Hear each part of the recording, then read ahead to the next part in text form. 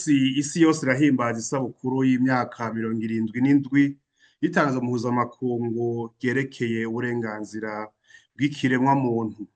Uwo munsi ushitse mu gihugu c'Uburundi kikiri mu mvururu za politike eka mbere n'iz'ubukene. Ivyo vyose bikunyurwa n'ivyiyumviro vy'urwanko rushimikiye ku moko eka mbere n'ingene ubutungane bukoreshwa mu guhama abatavuga kimwe nabwo eka mbere no kubatera ubwoba. Ni muri iyo ntumbero rero Rurani Kavibe rwifuje gushikiriza abarundi n'amakungu ibi bikurikira. Ubwa mbere, Kavibe iriyamiriza bivuye inyuma ihohoterwa ry'agateka ka zina muntu riguma ryibonekeza mu gihugu c'Uburundi, na cane cane inyifato y'abategetsi.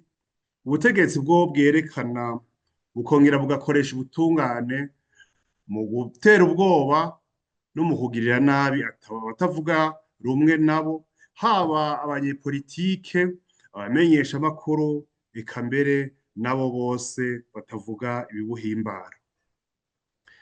Ivyo navyo bikagaragara cane cane muri iyi minsi twibonekeza imvugo z'umukuru w'igihugu, aho avuga nabi, abeshera abajejwe agateka ka zina muntu kugira mbere abatera ubwoba, abateranye n'abanyagihugu ntibasubire kuvuga ibitagenda neza mu gihugu.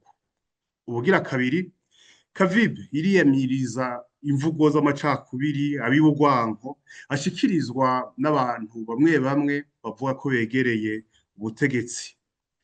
Igahamagarira mbere umuryango wa Afrika y'ubuseruko, umuryango w'ubumwe bwa Afrika, eka mbere n'inama nkuru y'umutekano w'umuryango w'abibumvye kugira bihaguruke kandi bibe maso kugira abanyagihugu ntibazosubire gukorerwa ibidakorwa.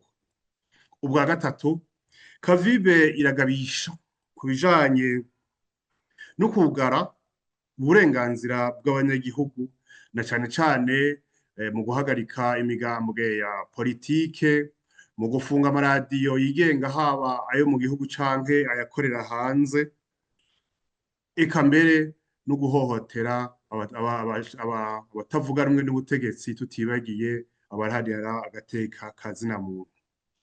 Ubwa kane, Kavibe iriyamiriza bimwe bikomeye ugukomeza kwibonekeza kw'ivyaha bikomeye, harimwo ubwicanyi, ukunyuruza abantu, ugufatwa ku nguvu kw'abakenyezi n'ibindi vyinshi. Ivyo bigakorwa ntihahanwe ababikoze, eka mbere ababikoze bakaguma bidegemvya ukamenga nta cabaye. Aha Kavibe irabandanya yiyamiriza ingene hariho abantu benshi, na cane cane abagirizwa ivyaha bijanye na politike, bahejeje mu nyororo baciriwe, mugabo baguma mu mvuto ataco bazira. Ivyo bikaba ari ibintu biteye isoni ku gihugu. Ubwa gatandatu, Kavibe irateje impungenge no ku butumwa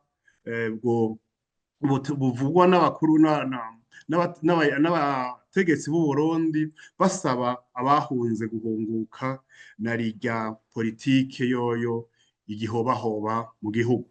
Ivyo rero tukaba dufise amakenga ko bishobora yuko izo mpunzi zishobora gufatwa nabi aho ziri, eka mbere canke zikirukanwa ku nguvu. Ivyo navyo bikaba vyoba biteye kubiri n'itegeko ry'i Geneve yo kuwa 28 mu kakaro 1951 yemeza uburenganzira bw'impunzi kudasubizwa iwabo ku nguvu batavyishakiye.